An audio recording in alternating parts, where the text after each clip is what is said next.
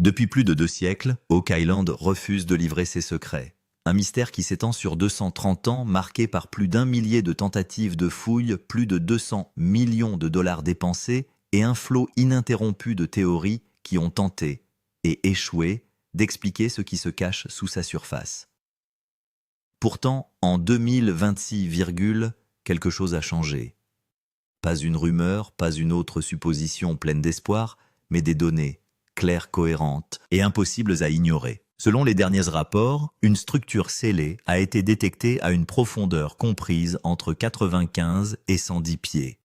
Il ne s'agit pas d'une vague anomalie, ni d'un signal dispersé, mais de quelque chose de défini, de mesurable, qui s'étend sur environ 30 et 40 pieds sous terre.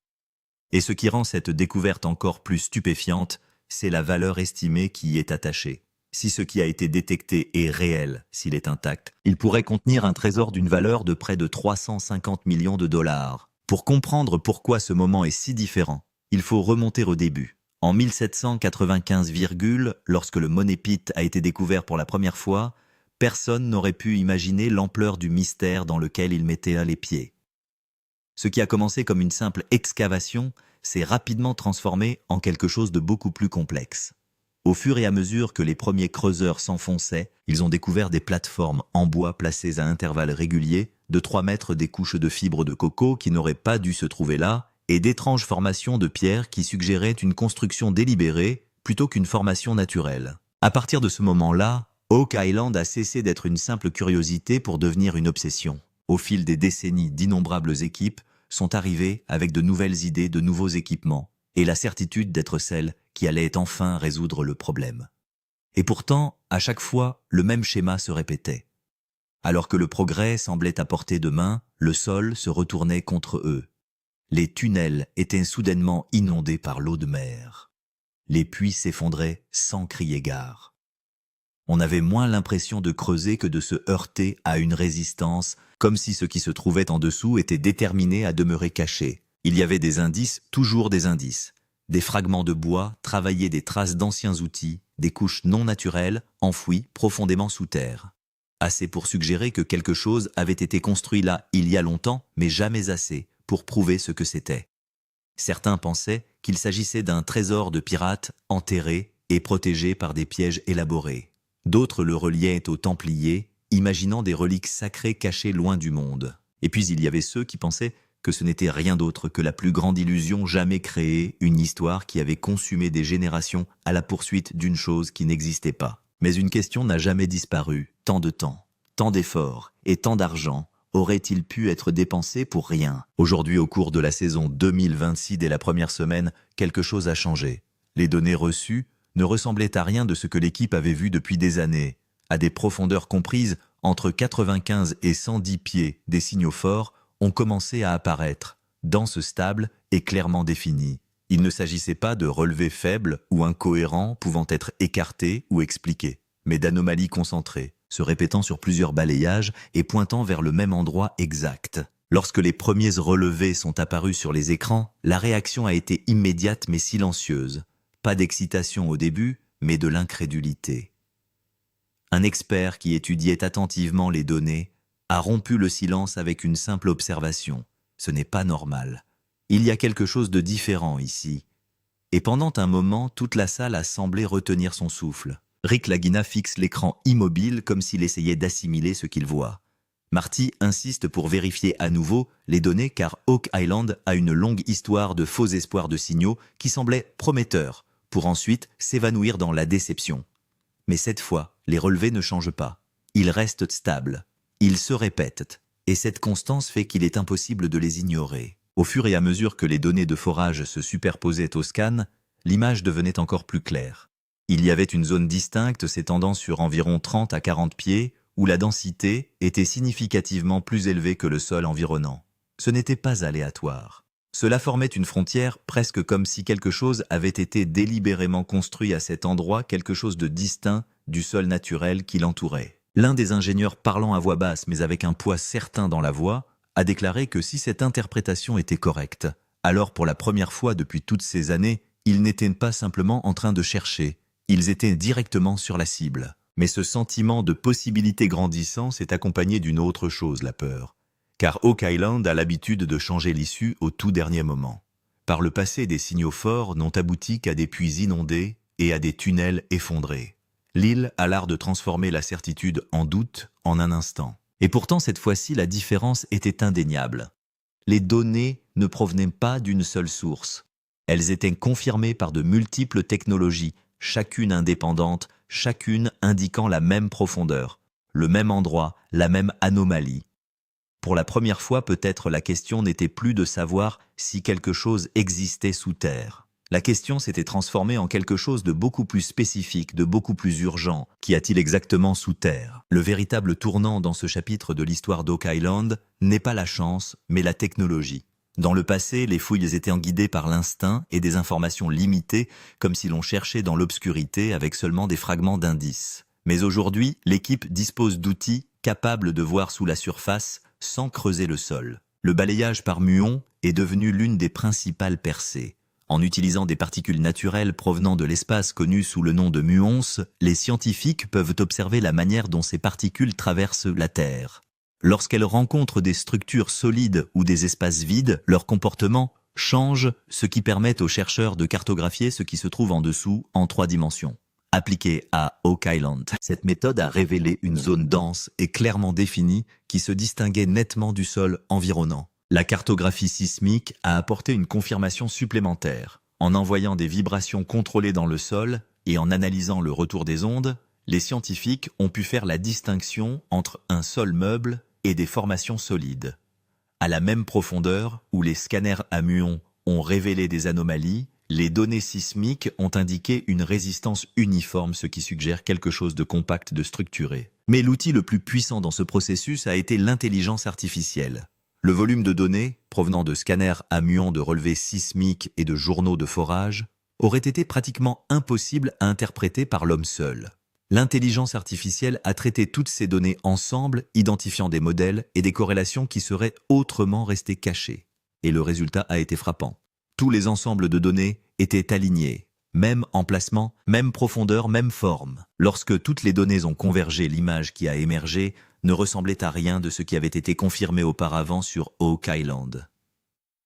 À environ 100 pieds sous la surface, les scanners ont révélé une forme qui ne semblait pas naturelle. Elle avait des limites. Elle avait une structure. Elle occupait un espace d'environ 30 pieds sur 40, comme si quelque chose avait été construit intentionnellement et ensuite enterré. Dans la visualisation tridimensionnelle des scanners à muons, cette zone apparaît plus sombre et plus dense que tout ce qui l'entoure, indiquant un matériau bien plus compact qu'un sol ordinaire. Au même endroit, la cartographie sismique montre des ondes se reflétant comme si elles avaient frappé une surface solide. Tout mène à la même conclusion silencieusement, mais de manière persistante. Aujourd'hui, après 230 ans de recherche d'échecs et de recommencement, la possibilité qui a poussé des générations à aller de l'avant semble plus proche que jamais.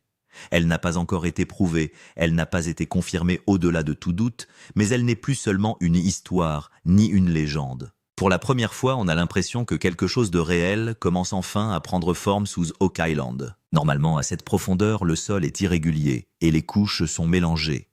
Mais ici, les relevés étaient étrangement cohérents. En pointant l'écran, un ingénieur a déclaré « Cela ne peut pas être dû au hasard. Ce schéma se répète. » Lorsque les journaux de forage sont ajoutés à cela, les choses deviennent encore plus claires. À la même profondeur, la foreuse a soudainement rencontré une résistance. Ensuite, on avait l'impression d'un petit espace vide.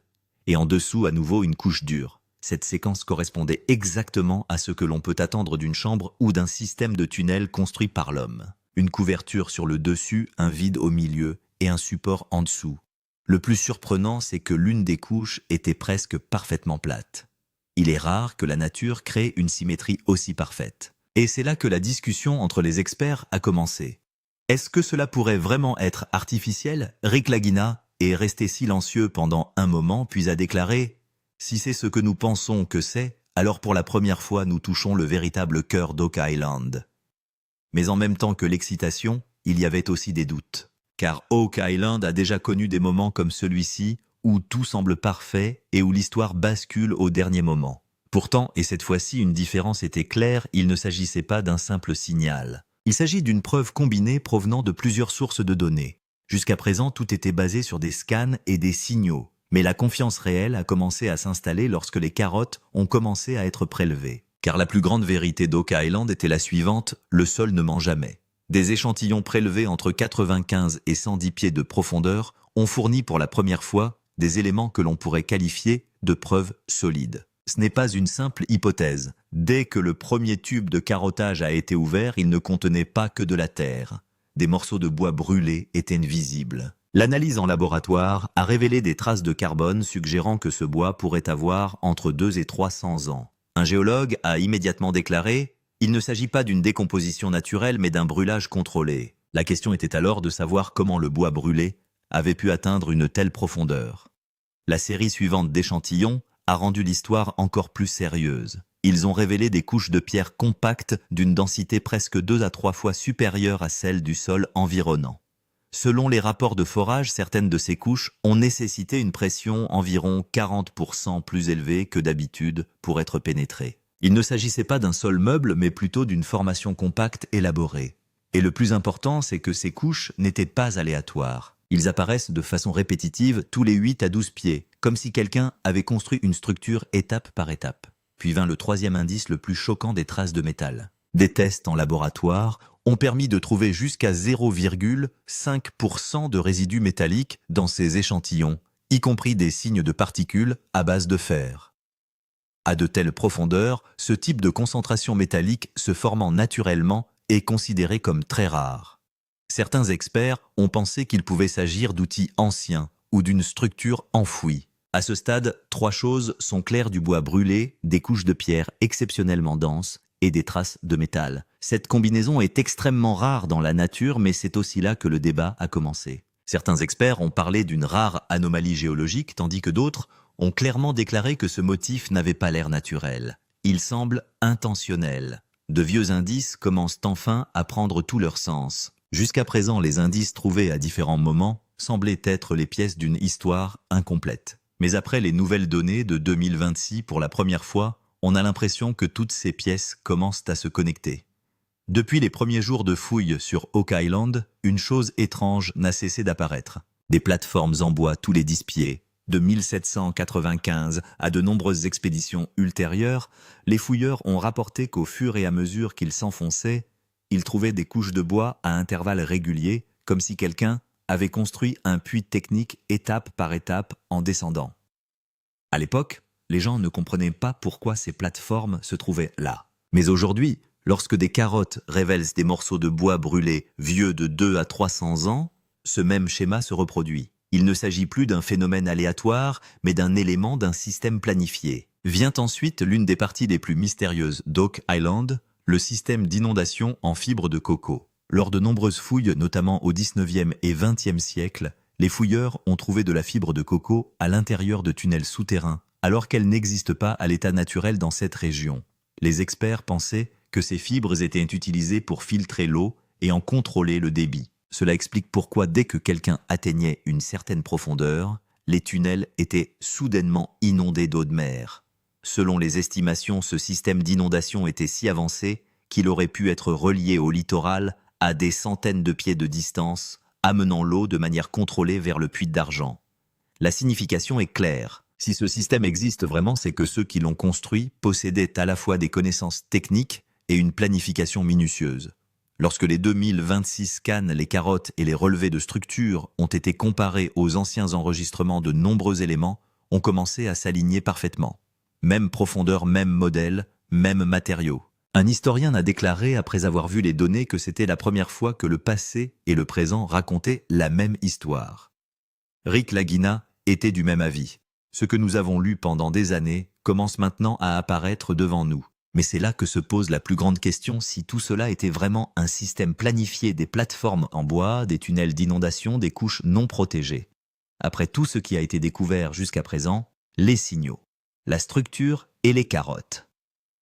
La plus grande question est maintenant de savoir quelle pourrait être la valeur réelle cachée sous terre.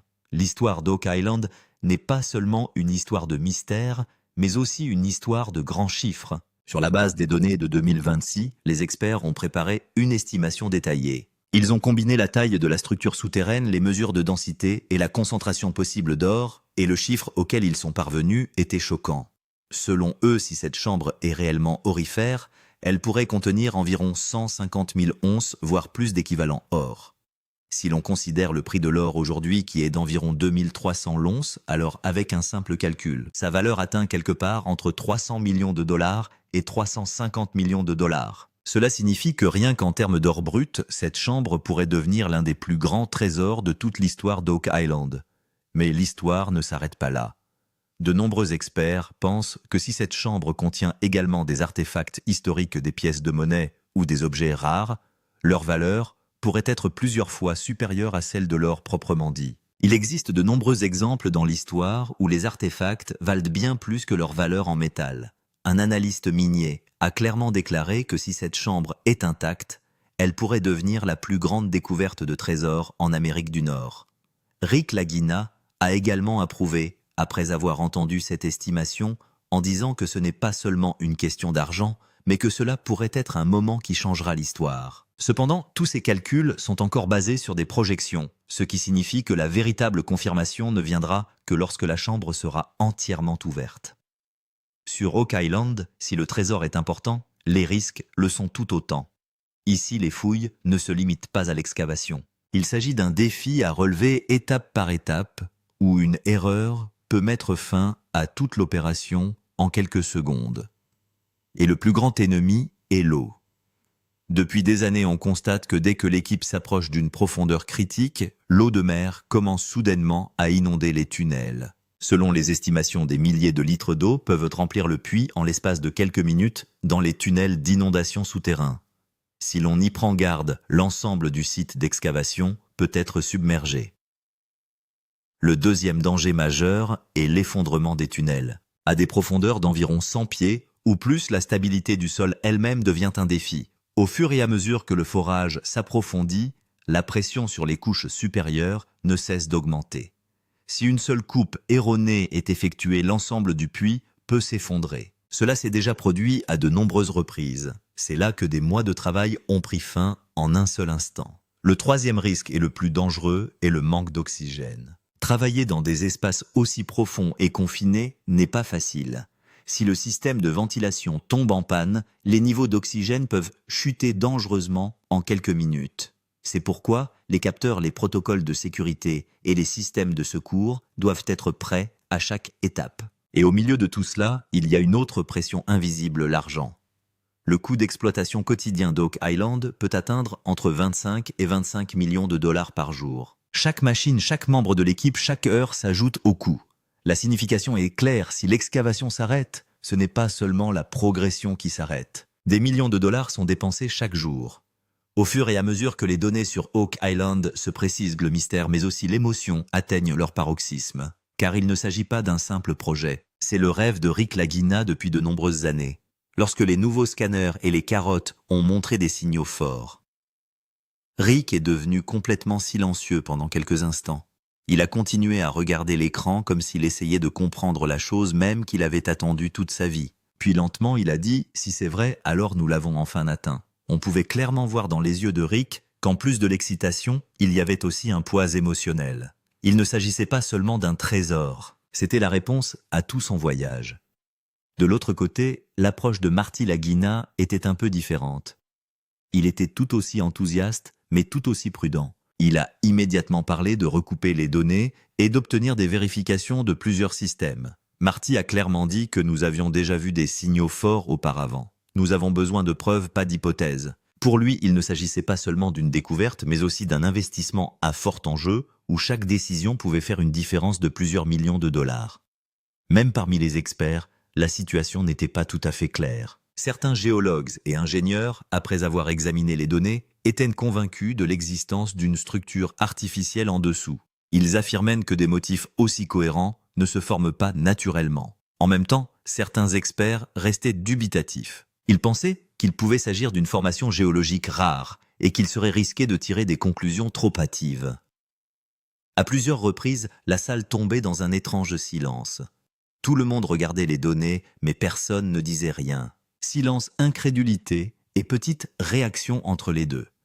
Un ingénieur a déclaré à voix basse « S'il s'agit d'une chambre, elle est beaucoup plus grande que ce à quoi nous nous attendions. » Tous les signaux, les échantillons et les calculs effectués jusqu'à présent pointaient dans la même direction. L'équipe était arrivée à un point où faire marche arrière signifierait attendre à nouveau pendant des années. Elle a donc pris la décision la plus risquée de l'histoire d'Oak Island, des fouilles contrôlées finales. Mais cette fois-ci, la méthode était différente. Il ne s'agissait pas de creuser directement, mais d'une opération soigneusement planifiée où chaque étape était calculée. Tout d'abord, l'installation du tubage en acier a commencé. Une solide gaine d'acier a été insérée jusqu'à environ 30 mètres de profondeur pour contrôler le sol et l'eau environnant. L'objectif était clair, s'il y a une chambre en dessous, il ne faut pas qu'elle s'effondre ou qu'elle soit inondée pendant les travaux d'excavation. L'installation de ce caisson a pris plusieurs jours, et le coût par jour a atteint entre 610 000 et 100 000 $. L'étape la plus excitante et la plus dangereuse a ensuite été l'envoi d'une sonde photographique. Bien sûr, une sonde haute résolution spécialement conçue, équipée de lumière et de capteurs, a été lentement descendue jusqu'à la profondeur exacte où les signaux les plus forts ont été détectés.